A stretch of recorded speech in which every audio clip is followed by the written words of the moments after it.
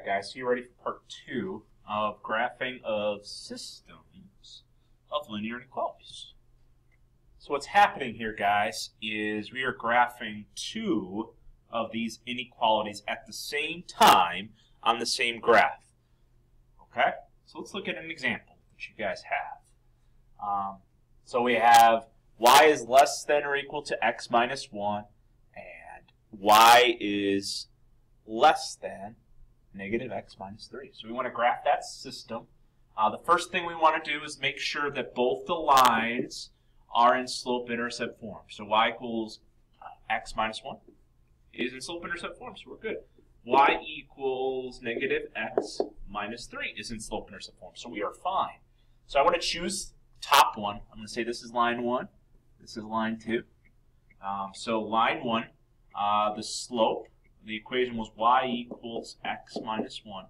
So my slope was 1, and my y-intercept is negative 1. So I want to graph this on the coordinate plane. So the way I do this is I plot the y-intercept, which I'm going to plot at negative 1. Okay? And then the slope is 1. So it's 1 over 1, so that means the rise over the run is 1 over 1. So I'm going to rise 1, run 1, rise 1, run 1, rise 1, run 1, rise 1, run 1. And keep on doing that for all of them. Okay? And now we're going to try to connect the dots. Now how do I do it? Well, because it's this symbol, I'm going to use a solid line. So I'm going to connect them with a solid line. Okay? So now we're going to take this graph, and we want to figure out what side we're going to shade. So I'm going to choose an order pair that's not on a line. Let's choose 0, 0, because that's easy. And I'm going to plug 0, 0 into the original equality. So I have y is less than or equal to x minus 1. So I'm going to do 0 is less than or equal to 0 minus 1, which is 0 less than or equal to negative 1? No. So I'm going to shade the other side of the line. I'm going to shade this side of the line. So step 5 is complete. 4 and 3 are done. So we're good. So now what we want to do is move on and look at the other line. Your other line is y equals negative x minus 3. So I want to graph this line. So in order for me to do that, I have to find out what the slope is and what the y-intercept is. Okay? So my y-intercept is negative 3. That's easy to find. And then the slope is negative 1 over 1.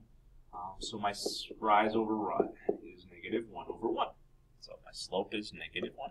Okay. So I'm going to take this and then graph it. So I'm going to plot the y-intercept at negative 3. And then I'm going to go down 1 to the right 1, down 1 to the right 1. Then I'm going to go up 1 to the left 1, up 1 to the left 1, up 1 to the left 1, up 1 to the left 1, and so on. And now I got to think about what do I have to do to connect them.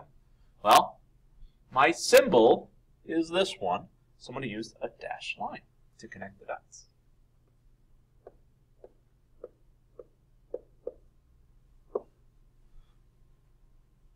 So now, let's move on to the next step. Step number number 7. So we're going to choose an order pair that's not on the line. Well, 0, 0 worked for me last time. 0, 0 is still not on the line, so I'm going to choose the point 0, 0. So now what I'm going to do is I'm going to plug it into inequality number 2.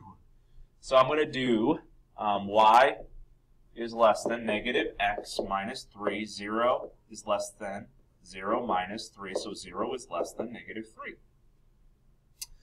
Is that true? I don't think that's true. It's not true. 0 is not less than negative 3. Not true. Okay? I'm going to shade this on the other side. Okay? And I'm going to try to use a different color. Okay? So I'm going to shade the other side of this line. Like that. My solution area is where the colors intersect. So when I look at this, like my solution area is right here. That's my solution area. Okay?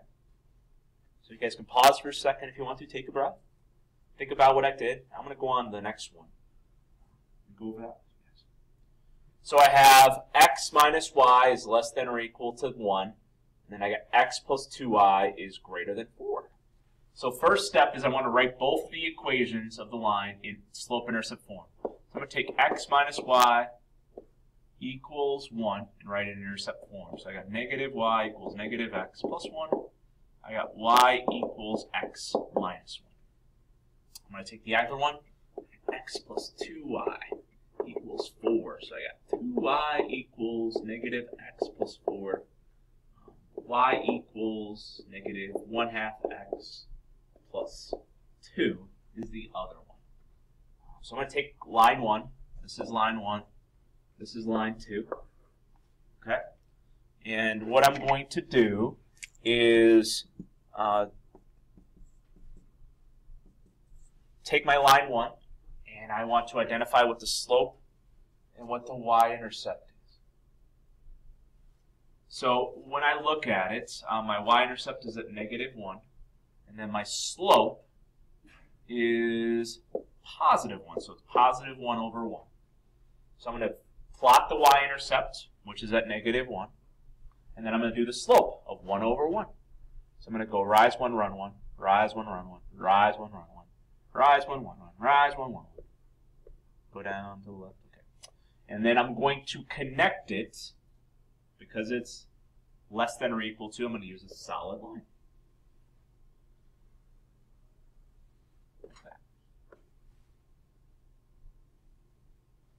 Okay, so then I'm going to move on to the next step, which I have my line. I'm going to choose an order pair that's not on a line. So we're going to choose 0, 0, because 0, 0 is right here. It's not on a line. So I'm going to plug it in into that first inequality, which was x minus y is less than or equal to 1. So 0 minus 0 is less than or equal to 1. And I get 0 is less than or equal to 1. 0 is less than or equal to 1. So I'm going to shade the top half of my graph, like that.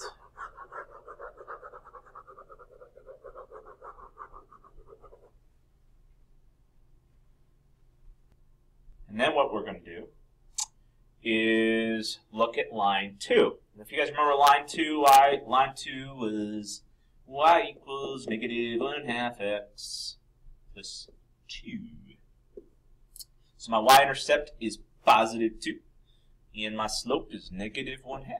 So the rise over the run is negative 1/2. So plot the y-intercept as positive 2. And I'm going down 1 to the right 2, down 1 to the right 2. I'm going to go up 1 to the left 2, up 1 to the left 2. And I'm looking at it and saying, what kind of inequality is it? And it is greater than, so that means I'm going to use a dashed line to connect the dots. Okay? And now, we're going to do exactly the same thing we did before. We're going to choose an order pair that is not on the line. So I'm going to choose 0, 0, once again, because 0, 0 is not on the line. So I'm going to plug 0, 0 into x plus 2y is greater than 4. 0 plus 2 times 0 is greater than 4. 0 is not greater than 4. 0 is less than 4. So it means I'm going to shade the opposite side of that line.